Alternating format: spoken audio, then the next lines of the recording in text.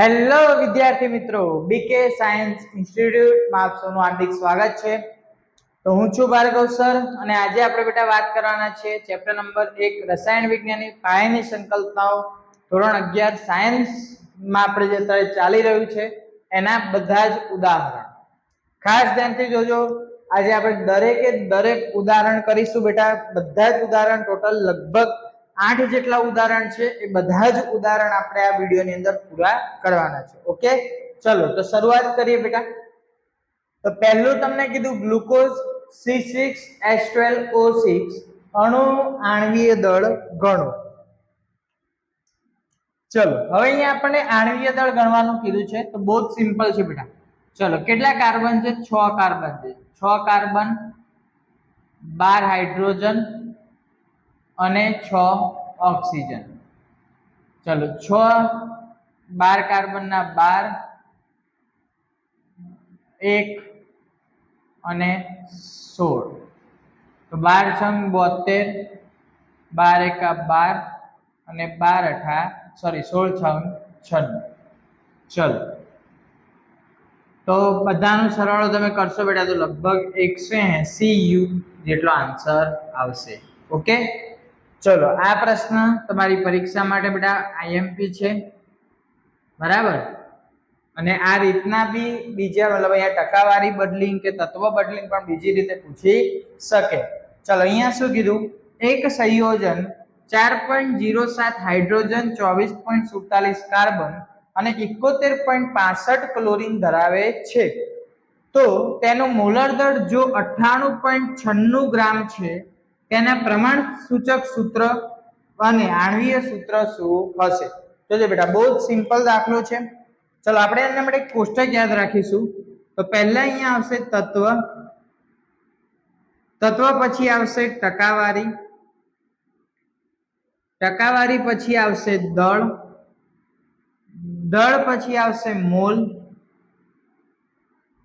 પછી આવશે સાદો ગુણોત્તર, અને પછી આવશે સરળ પૂર્ણાંક સંખ્યા। તો આ સાદી પૂર્ણાંક સંખ્યા।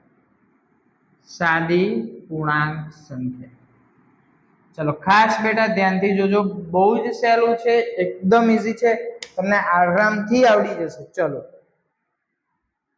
તત્વ બેટા કયા કયા છે? હાઇડ્રોજન છે, કાર્બન છે અને ક્લોરીન છે। ઓકે, ચલો તો હાઇડ્રોજન નો H, કાર્બન નો C અને ક્લોરીન નો Cl। ચલો હાઇડ્રોજન કેટલા ટકા છે? તો 4.07%, કાર્બન 24.47% અને ક્લોરીન 71.65%। ઓકે, હવે જુઓ બેટા ખાસ ધ્યાનથી જુઓ, તમને અહીંયા દળ કીધું છે તો અહીંયા તમને દળ આપ્યું નથી। તો ધારો કે સમજો કે હું આવું લખું કે ભાઈ CH4, તો CH4 એટલે કયું સંયોજન બન્યું બેટા? મિથેન બન્યું। તો અહીંયા મેં મિથેન લખ્યું તો એની અંદર કાર્બન અને હાઇડ્રોજન, એક જ મિનિટ હું ઇંક ભરી દઉં, કાર્બન અને હાઇડ્રોજન બંને બેટા ભેગા થઈને 100% એટલે કે એક તત્વ બનાવતા હશે, બરાબર। તો એનો અર્થ શું થયો કે જો કાર્બન અને હાઇડ્રોજન બંને ભેગા થઈને એક તત્વ બનાવતા હોય તો બંનેનું પ્રમાણનો સરવાળો કરું તો 100% થશે, 100% થશે। હવે જુઓ તો એનો કહેવાનો અર્થ એક જ છે બેટા કે અહીંયા તમને હાઇડ્રોજન, કાર્બન અને ક્લોરીન જે ટકાવારી આપી હશે તો એ ટકાથી બનતું જે તત્વ હશે, જે સંયોજન હશે એ 100% પૂરું બનતું હશે। તો એનો મતલબ 100 ગ્રામ લઈ લઉં, 100% is equal to 100% is equal to 100 ગ્રામ જો કન્સિડર કરું તો અહીંયા બેટા આ બધા જ હું ગ્રામની અંદર પણ કરી શકું। એટલે જેટલા ટકા આપ્યા છે એ ટકાને જ હું સીધા શેમાં કન્વર્ટ કરી દઈશ? ગ્રામની અંદર। તો દળ બેટા આનું આ જે ટકા છે એનું જ આપણે દળ કન્સિડર કરીએ। ચલો 24.47 ગ્રામ અને 71.65 ગ્રામ, બરાબર। ચલો મોલ એટલે વજન ભાગ્યા અણુભાર, તો 4.07 ભાગ્યા મોલ તો વજન ભાગ્યા અણુભાર, તો હાઇડ્રોજનનો અણુભાર 1। ચલો 24.47 ભાગ્યા 12 અને 71.65 ભાગ્યા 35.5. ચલો તો આ 4.07. ચલો આનું કરીએ 24.47 ભાગ્યા 12. 24.47 ભાગ્યા 12 તો આનું થશે 2.039 અને આનું કરીએ 71.65 ભાગ્યા 35.5 તો આ થશે 2.018. ઓકે, અહીં સુધી ક્લિયર બેટા? હવે તમને જો બેટા આગળ શું કીધું છે? સાદો ગુણોત્તર. તો સાદો ગુણોત્તર એટલે આ ત્રણેય સંખ્યા જે મળી એટલે કે ત્રણેય જે મોલ મળ્યા એમાં સૌથી ઓછા મોલ હોય, પોઈન્ટ પણ જોવાનો બેટા. તો સૌથી ઓછા મોલ હોય એ એના વડે ત્રણેયને ભાગવાના. ચલો તો સૌથી ઓછા કેટલા છે? 2.018. તો બધી જ સંખ્યાને 2.018 વડે ભાગીએ. ચલો 2.039 ભાગ્યા 2.018. અહીંયા તો 2.018 ભાગ્યા 2.018. ચલો 4.07 ભાગ્યા 2.018 કરીએ એટલે 2.01. ચલો 2.039 ભાગ્યા 2.018 તો 1.01 અને 2.018 ભાગ્યા 2.018 એટલે આ કેટલો જવાબ આવ્યો? 1. તો હવે અહીંયા જો બેટા હાઇડ્રોજન આપણે સાદી પૂર્ણાંક સંખ્યા લખીએ તો આ 2, આ 1 અને આ 1. તો હાઇડ્રોજન કેટલા મળ્યા? 1 મળ્યો, સોરી 2 મળ્યા. ચલો પ્રમાણ સૂચક સૂત્ર અહીંયા લખું છું. તો પ્રમાણ સૂચક સૂત્ર બરાબર તો હાઇડ્રોજન 2 મળ્યા એટલે H2, કાર્બન 1 જ મળ્યો એટલે C અહીંયા આગળ લખી દઉં અને ક્લોરીન પણ કેટલા મળ્યા? 1 જ. તો અહીંયા Cl લખી દઉં. તો આ બેટા આપણને શું મળ્યું? પ્રમાણ સૂચક સૂત્ર. હવે પ્રમાણ સૂચક સૂત્રનું દળ શોધીએ. તો પ્રમાણ સૂચક સૂત્ર દળ. તમે કહેશો સર સૂત્ર દળ કેમ શોધવાનું? તો આપણને જો બેટા રકમની અંદર આણ્વીય સૂત્ર શોધવાનું કીધું છે અને આણ્વીય સૂત્ર શોધવા માટે આપણે n ફેક્ટર શોધવો પડે. ચલો તો પ્રમાણ સૂચક સૂત્ર દળ શોધીએ. તો 1 કાર્બન, 2 હાઇડ્રોજન અને 1 ક્લોરીન. ચલો 1 કાર્બન એટલે 12, 2 હાઇડ્રોજન એટલે 1 અને 1 ક્લોરીન એટલે 35.5. તો 12 વત્તા 2 વત્તા 35.5. 12 ને 2 14 વત્તા 35.5. ચલો 35.5 વત્તા 14 કરી દઈએ બેટા. 49.5. તો આ તમને શું મળી ગયું? પ્રમાણ સૂચક સૂત્રનું સૂત્રદળ. હવે આપણે શોધવાનો n છે. તો n બરાબર શું થાય? તો n બરાબર આણ્વીય દળ ભાગ્યા પ્રમાણ સૂચક સૂત્ર દળ. ચલો આણ્વીય દળ કેટલું આપેલું છે? રકમમાં છે બેટા, જો આણ્વીય દળ 98.96 ગ્રામ.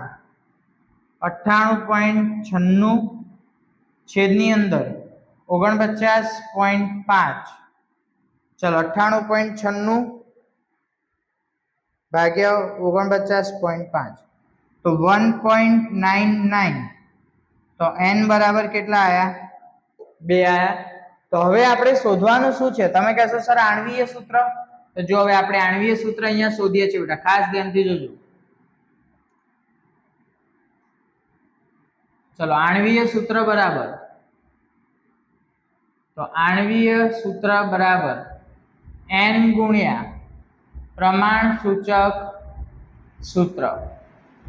ચલો n કેટલા મળ્યા બેટા? 2 મળ્યા. પ્રમાણ સૂચક સૂત્ર આપણને કેટલું મળ્યું? તો CH2Cl. તો કાર્બન 2, 2 દુ 4 અને Cl 2. તો આ શું થઈ ગયું બેટા? આણ્વીય સૂત્ર. હવે તમે આની ટકાવારી કાઢો તો તમને એક્ઝેક્ટ આ જ માપ મળશે. ઓકે, અહીં સુધી ક્લિયર? ચલો પ્રશ્ન નંબર 3 થી બેટા આપણે શરૂઆત કરીએ. આગળ ઉદાહરણ નંબર 3. તમને બુકની અંદર કોયડા શબ્દ વાપર્યા છે, બરાબર? અહીંયા આપણે કોયડો એટલે કે ઉદાહરણ જ છે બધા. બુકની અંદર 1.1, 1.2, 1.3 એટલે કે પહેલા ચેપ્ટરના પહેલું ઉદાહરણ, બીજું એવી રીતે આપ્યું છે. આપણે અહીંયા ખાલી નંબર આપ્યા છે, બરાબર? ચલો 16 ગ્રામ મિથેનના દહનથી ઉત્પન્ન થયેલ પાણીનો ગ્રામમાં જથ્થો ગણો. બહુ જ સહેલું છે, એકદમ ઈઝી છે બેટા, કશું જ ગભરાવાની જરૂર નથી. જોજો ખાસ ધ્યાનથી. 16 ગ્રામ મિથેનના દહનથી, તો પહેલા તો તમને અહીંયા એક વસ્તુ બેટા ક્લિયર કરી દો મગજની અંદર કે જ્યારે પણ પ્રશ્નની અંદર દહન શબ્દ આવે, જ્યારે પણ ક્વેશ્ચનની અંદર દહન શબ્દનો ઉપયોગ થાય તો હંમેશા સમજી લેવાનું કે પ્રક્રિયા ઓક્સિજન જોડે થાય છે. ચલો તો કોની વાત છે? મિથેન. તો CH4 plus O2 gives CO2 plus H2. ચલો હવે આપણે પહેલા પ્રક્રિયા સમીકરણને સંતુલિત કરીએ. જુઓ, કાર્બન 1 છે તો અહીંયા કાર્બન 1 છે, હાઇડ્રોજન 4 છે તો અહીંયા હાઇડ્રોજન 2 છે, તો આને 2 વડે ગુણીશું તો હવે ઓક્સિજન 4 થયા, તો આને પણ 2 વડે ગુણીએ. ચલો પ્રક્રિયા સમીકરણ સંતુલિત થઈ ગયું છે. ઓકે, હવે અહીંયા બેટા ખાસ સમજો, આપણે લાસ્ટ વિડીયોની અંદર તત્વયોગમિતીય ગુણાંકનો જે ટોપિક ચલાવ્યો હતો એના આધારે આ દાખલો કરવાનો છે. બહુ જ સિમ્પલ છે, એકદમ ઇઝીલી તમે કરી દેશો. જુઓ, પહેલા ક્વેશ્ચન નહીં જોવાનો, પહેલા આપણે ફક્ત કોણ જોઈશું? પ્રક્રિયા ઉપરથી. કેવી રીતે? જુઓ, તો અહીંયા તમને આપણે વાત કરી હતી કે આજે આગળ કશું ના લખ્યું તો એક સમજવાનો, તો આ 1 છે, આ 2 છે, અહીંયા 1 છે ને અહીંયા 2 છે. તો આ જે તત્વયોગમિતીય ગુણાંક છે એ શું દર્શાવે છે? મોલ દર્શાવે છે. શું દર્શાવે છે? મોલ દર્શાવે છે. એક જ મિનિટ, દેખાય છે. ઓકે, ચલો તો એ શું દર્શાવે છે બેટા? મોલ દર્શાવે છે. તો એનો અર્થ શું થયો કે આ 1 મોલ હશે, આ 2 મોલ, આ 1 મોલ અને આ 2 મોલ. બહુ સરળ છે. જોજો, તો અહીંયા 1 મોલ CH4 છે તો એનું વજન એના આણ્વીય દળ જેટલું થાય, એટલે કે 16 ગ્રામ વજન થશે. આ 2 મોલ મળે છે પણ પરમાણુ કેટલા છે? 4, એટલે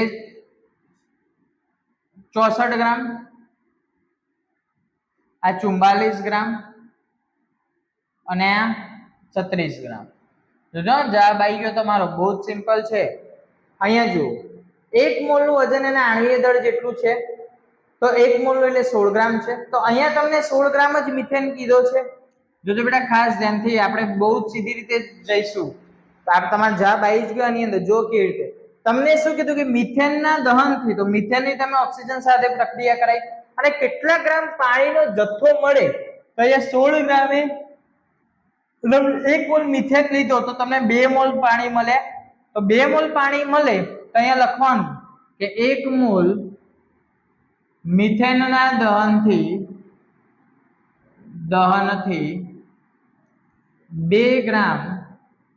2 મોલ પાણીના અણુ મળે છે. 1 મોલ મિથેનના દહનથી 2 મોલ પાણીના અણુ મળે છે. તો 1 મોલ મિથેન બરાબર 16 ગ્રામ અને 1 મોલ પાણી બરાબર 18 ગ્રામ. તો અહીંયા આપણને કેટલા મોલ પાણી મળ્યું? 2 મોલ. તો 2 મોલ પાણી બરાબર 2 ગુણ્યા 18 ગ્રામ, એટલે 18 દુ 36 ગ્રામ. એનો મતલબ પાણી કેટલું મળે છે આપણને? 36 ગ્રામ. આ રીતે બી લખી શકો અને પ્રક્રિયા સમીકરણ બતાવી આ રીતે ડાયરેક્ટ પણ કરી શકો. ઓકે, ચલો બીજો પ્રશ્ન. દહનની પ્રક્રિયાને અંતે 22 ગ્રામ CO2 ઉત્પન્ન કરવા માટે કેટલા મોલ મિથેનની જરૂર પડે? સમજો બેટા ખાસ, દહનની જ પ્રક્રિયા છે ને પાછું મિથેન છે. તો જોજો, પાછું આપણે પ્રક્રિયા સમીકરણ લખીએ. CH4 plus 2O2 gives CO2 plus 2H2. Okay, ચલો 22 ગ્રામ CO2 ઉત્પન્ન કરવા. તો હવે CO2 પહેલા તો આપણે પ્રશ્ન નહીં જોઈએ, તત્વયોગમિતીય પ્રમાણે ગ્રામમાં ફેરવીએ. તો આ 16 ગ્રામ, આ 44 ગ્રામ. હવે જો 16 ગ્રામ મિથેન હતો તો તમને કેટલો CO2 મળે? 44 ગ્રામ. તો આપણે કેટલા ગ્રામ જોઈએ છે? 22 ગ્રામ. તો 22 ગ્રામ CO2 જોઈએ તો કેટલા? તો 22 ગુણ્યા 16 ભાગ્યા 44.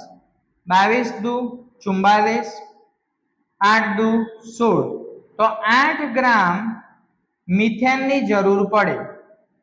હવે જોજો, પણ તમને અહીંયા બેટા શું કીધું છે? જોજો, તમારી જોડે આન્સર માંગ્યો છે મોલની અંદર. તો મોલની અંદર જો આન્સર માંગ્યો હોય તો આને મોલમાં ફેરવીએ. તો મોલ બરાબર વજન ભાગ્યા આણ્વીય દળ. ચલો, મોલ આપણે શોધવાના છે. વજન કેટલું મળ્યું? 8 ગ્રામ. તો 8 ગ્રામ ભાગ્યા 16 ગ્રામ, તો 8 દુ 16, 1/2 એટલે 0.5 મોલ. તો મોલ કેટલા આવી ગયા બેટા? 0.5. મતલબ 0.5 મોલ જો મિથેન લેવામાં આવે તો 22 ગ્રામ કાર્બન ડાયોક્સાઇડ મળે. ઓકે, ચલો ઉદાહરણ નંબર 5 થી આપણે બેટા આગળ જોઈએ. ખાસ ધ્યાનથી જોજો. 50 કેજી N2 અને 10 કેજી H2 ને NH3 મેળવવા માટે મિશ્ર કરવામાં આવ્યા. ઉત્પન્ન થયેલા NH3 ની ગણતરી કરો. આ પરિસ્થિતિમાં NH3 ઉત્પાદનમાં સીમિત પ્રક્રિયક ઓળખી બતાવો. બહુ સરળ છે બેટા. ઘણા બધા વિદ્યાર્થીઓ આમ કન્ફ્યુઝ થઈ જાય, પહેલા મોલ શોધશે, બુકની રીતે કરવા જશે. આપણે બુકની રીતે નહીં પકડવાની, આપણને આવડે છે તત્વયોગમિતિના આધારે, તો એનાથી કરીશું. જુઓ કેવી રીતે. ચલો, હવે અહીંયા પહેલા આપણને જે 50 કેજી છે તેને ગ્રામમાં ફેરવીએ. તો N2 બરાબર 50 ગુણ્યા 1000, તો 50,000 ગ્રામ થયો. અને એ જ રીતે આપણે H2 ને આપણે ગ્રામમાં ફેરવીએ તો 10 ગુણ્યા 1000, તો 10,000 ગ્રામ થયા. ચલો, પહેલા આપણે પ્રક્રિયા સમીકરણ લખીએ.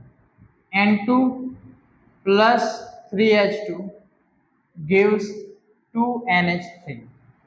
આ પ્રક્રિયા સમીકરણ. ઓકે, તમે N2 એટલે કે નાઇટ્રોજન અને ડાયહાઇડ્રોજનની પ્રક્રિયા કરાઈ અને એમોનિયા વાયુ બનાવ્યો. હવે અહીંયા પહેલા આની અંદર ગણતરી કરીએ, વજન જોઈ લઈએ. જોજો, N2 તો એક N નો 14 ગ્રામ હોય, તો અહીંયા 2 N છે તો 28 ગ્રામ છે. હાઇડ્રોજન તો 3 દુ 6, તો કે 6 ગ્રામ છે. હવે સમજો ખાસ, અહીંયા તમને શું કીધું કે જો 28 ગ્રામ નાઇટ્રોજન તમે લેશો તો તમને 6 ગ્રામ હાઇડ્રોજન વપરાશે. તો અહીંયા આપણી જોડે નાઇટ્રોજન કેટલો છે? 50,000 ગ્રામ. તો 50,000 ગ્રામ લઈએ તો નાઇટ્રોજન કેટલો, હાઇડ્રોજન કેટલો જોઈએ? તો સિમ્પલ કેલ્ક્યુલેશન છે, 50,000 ગુણ્યા 6 ભાગ્યા 28. ચલો આનો આપણે કેલ્ક્યુલેશન કરીએ. જોજો ખાસ, 50,000 ગુણ્યા 6 ભાગ્યા 28, તો અહીંયા જવાબ આવે છે 10,714.28 ગ્રામ. તો અહીંયા સમજો કે અહીંયા તમારે જો 50,000 ગ્રામ N2 ની પ્રક્રિયા કરાવી હોય તો તમારે હાઇડ્રોજન કેટલા ગ્રામ જોઈએ? 10,714 ગ્રામ. અહીંયા તમારી જોડે હાઇડ્રોજન કેટલા ગ્રામ છે બેટા? માત્ર 10,000 ગ્રામ. મતલબ 714 ગ્રામ ઓછો છે. તો આ હાઇડ્રોજન વહેલો પતી જશે. કેમ કે હાઇડ્રોજન આપણી જોડે ઓછો છે. તો અહીંયા લખીશું કે અહીં 50,000 ગ્રામ N2 ને પ્રક્રિયા કરવા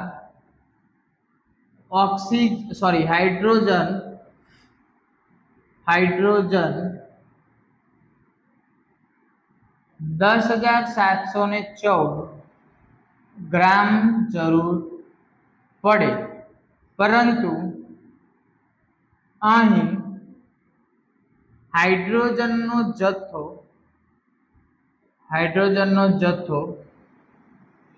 10,000 ગ્રામ છે. તેથી હાઇડ્રોજન સીમિત પ્રક્રિયક છે.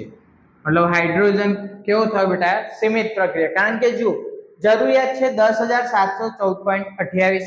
હવે આપણી જોડે છે જ 10,000, તો હવે હાઇડ્રોજન ચાલુ પ્રક્રિયામાં શું થઈ જશે? પૂરો થઈ જશે. અને પૂરો થઈ જાય એટલા માટે હાઇડ્રોજન એ શું કહેવાય? સીમિત પ્રક્રિયક. ઓકે, ચલો. પદાર્થ એ ના 2 ગ્રામને 18 ગ્રામ પાણીમાં ઉમેરીને બનાવવામાં આવેલ છે. દ્રાવણ બનાવવામાં આવ્યું છે. શબ્દ બેટા એડ કરી દો. દ્રાવણ બનાવવામાં આવ્યું છે, તો દ્રાવણના દળથી ટકા ગણો. તો આપણે દળથી ટકા એટલે બેટા પર્સન્ટેજ વેટ બાય વેટ, અને સૂત્ર છે દ્રાવ્યનું વજન પ્લસ દ્રાવણનું વજન ગુણ્યા 100.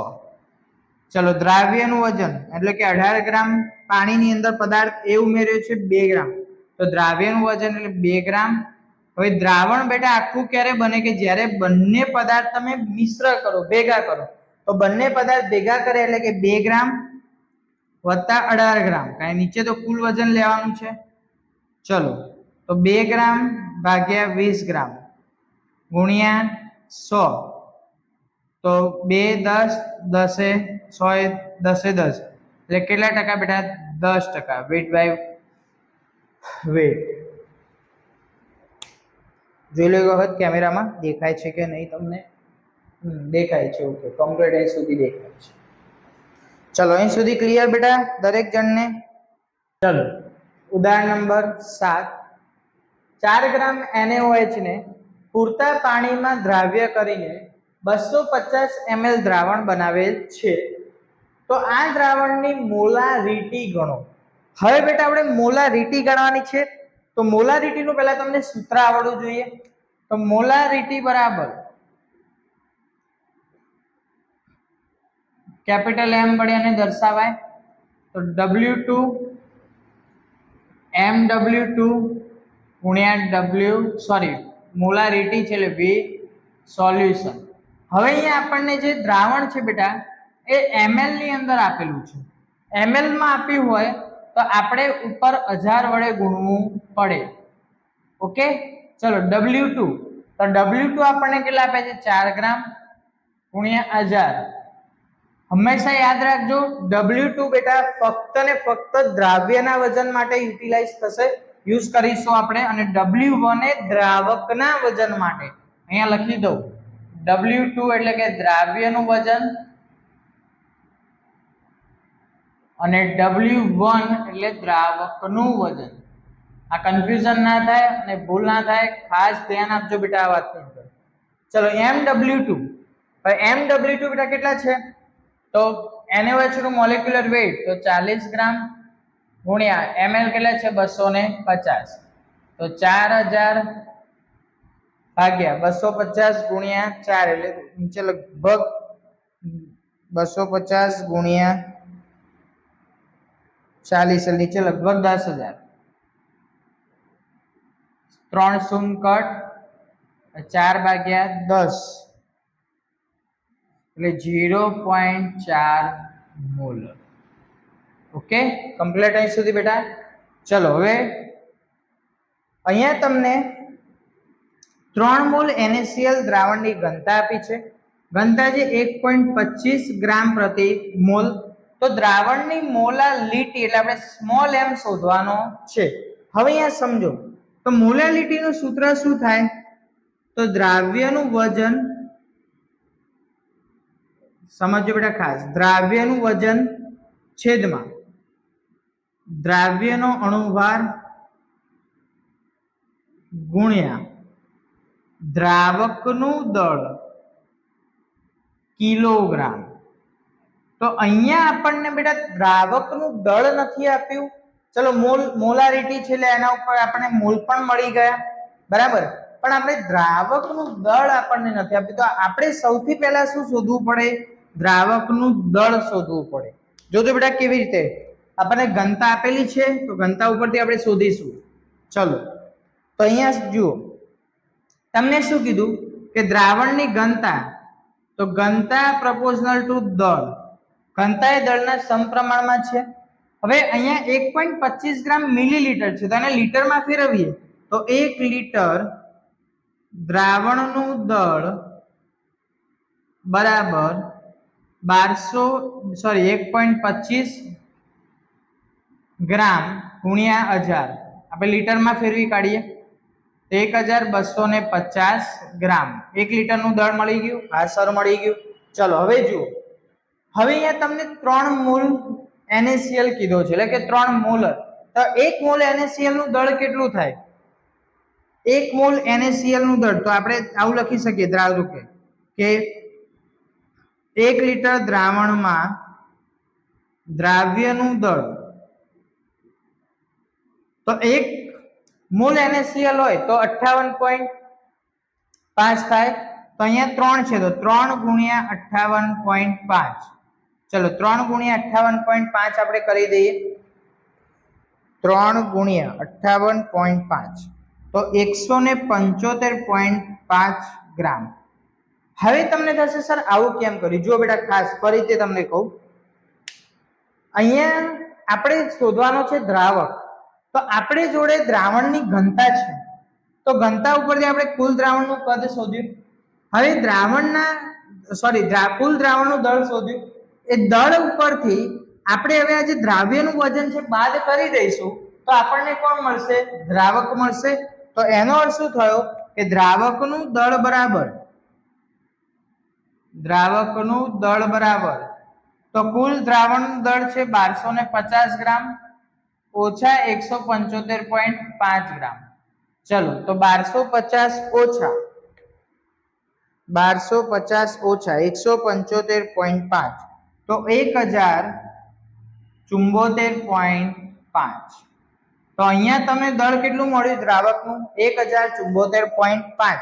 હવે એને કિલોમાં ફેરવીએ તો ભાગ્યા 1000 કરવા પડે. ચલો આપણે ડાયરેક્ટ સૂત્રમાં જ લખી દઈએ. તો મોલા લીટી શોધવાની છે, તો મોલ ભાગ્યા દ્રાવકનું વજન કિલોગ્રામ. ચલો તો મોલ કેટલા છે? 3. દ્રાવકનું વજન તો અને 1000 વડે ભાગીએ 1.074. ચલો 3 ભાગ્યા 1.074 તો 2.79 મોલલ જવાબ આવે. બરાબર. તો અહીંયા બેટા આપણે બુકના આજેના